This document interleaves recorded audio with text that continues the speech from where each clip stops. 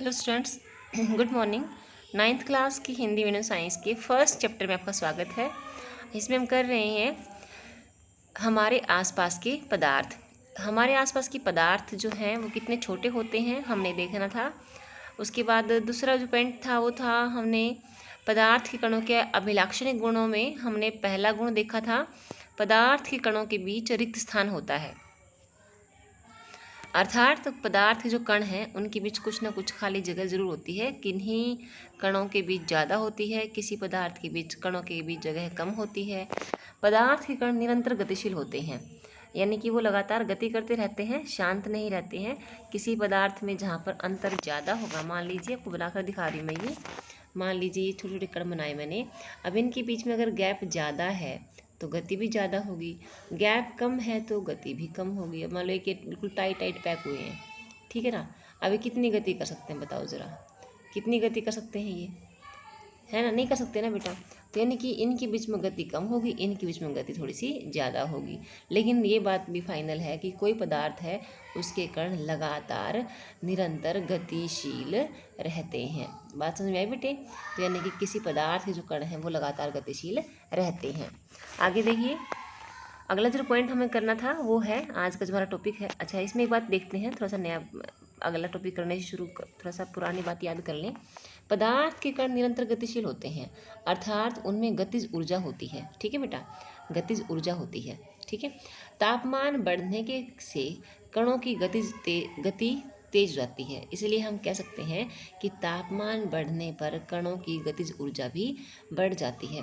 इस बात को आप कैसे याद कर सकते हैं, ज़रा याद करो बेटे कि जब हम लोग किसी पतीले में पानी गर्म करते हैं, ठीक है ना, किसी पतीले में पानी गर्म करते हैं तो उस पतीले में हम लोग देखते हैं कि जो हमने आंच दी है नीचे से, उसके अंदर जो पानी है, जो नीचे से पानी की बूंदें जो है ऊपर आ रही हैं और ऊपर नीचे हैं जो नीचे जा रही हैं। ठीक है ना, जैसे ही धीरे धीरे गर्म होना शुरू होगा भी तो वो जल्दी ऊपर आएंगी।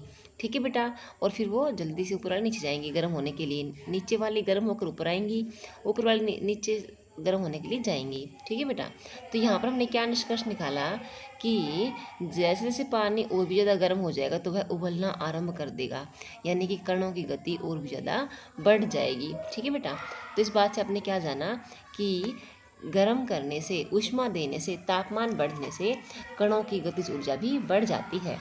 उपरोक्त तीनों क्रियाकलापों में हमने देखा कि पदार्थ के कण अपने आप ही एक दूसरे के साथ मिल जाते हैं, अंतः मिश्रित हो जाते हैं, यानी कि आपस में मिल जाते हैं। ऐसा कणों के रिक्त स्थानों में समावेश के कारण होता है।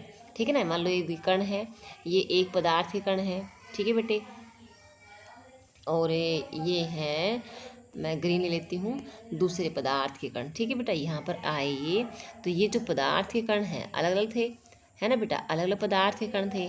लेकिन जब ये इकट्ठे होते हैं ना तो ये पदार्थ के कण ना एक दूसरे के अंदर अंतः मिश्रित हो जाते हैं।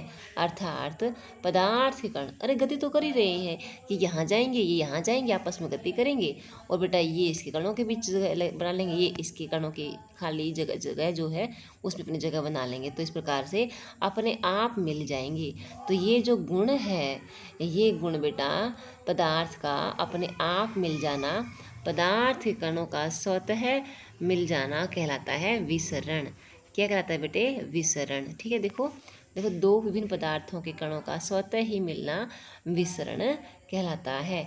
हमें यह भी पता चलता है कि गर्म करने पर विसरण तेज हो जाता है। कैसे पता? हमने मालूम नींबू पानी बनाना है तो हम क्या करेंगे, पहले पानी के अंदर नमक और चीनी घोलेंगे, उसके बाद हम बर्फ़ या ठंडा पानी डालेंगे, क्योंकि बेटा ठंडा पानी डालने से क्या होता है, तापमान कम हो जाएगा। तापमान कम होने से क्या होगा, उनकी गति कम हो जाएगी, है ना, उनका विसरण कम हो जाएगा। और अगर पानी थोड़ा सा गर्म होगा या साधारण पानी होगा ना तो उसके अंदर विसरण तेज होगा, जल्दी चीनी नमक घुल जाएंगे। ठीक है बेटे, आगे देखिए, अगला जो टॉपिक है वो क्या है, पदार्थ के कण एक दूसरे को आकर्षित करते हैं। अर्थात पदार्थ के जो कण होते हैं वो एक दूसरे को अपनी ओर आकर्षित करते हैं, वो उसको। ठीक है बेटा, अब कैसे पता लगेगा ये, देखो क्रियाकलाप एक देख इसमें 1.6, इस खेल को एक मैदान में खेलें, आगे बताए गए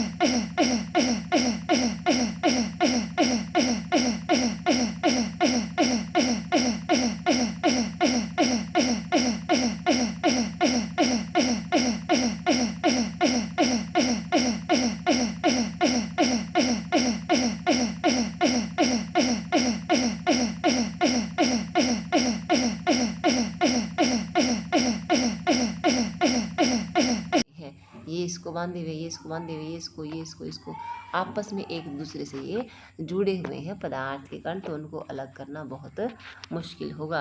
अब देखिए क्रियाकलाप 1.7 में एक लोहे की कील, चाक का टुकड़ा, रबड़ बैंड लें, इन पर हथौड़ा मारकर काट कर या खींच कर उसे तोड़ने का प्रयास करें, भंगुर यानी कि चूर्ण करने का प्रयास करें। इन तीनों में से किसके कण अधिक बल से एक दूसरे से जुड़े हैं? किसके कण जुड़े हैं बेटा?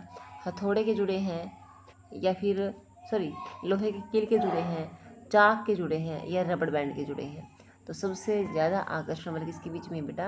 लोहे की कील है ना, उसके कणों के बीच में। ठीक है, इन तीनों में से किसके देखिए आगे हम देख चुके हैं क्रियाकलाप 1.8 में। देखिए जल का नल खोलकर जल की धार को अपनी उंगली से काटने का प्रयास करें।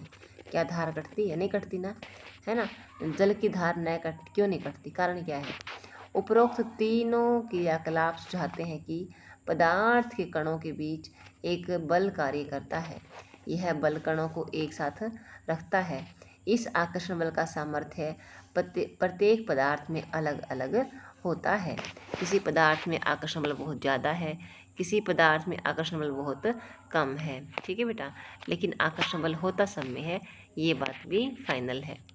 आगे देखिए, ये कुछ प्रश्न दिए गए हैं, इनको मैं अभी डिस्कस कर देती हूँ बेटा। यहाँ तक हमारा जो टेक्स्ट आया है उसमें से क्वेश्चन पूछे गए हैं।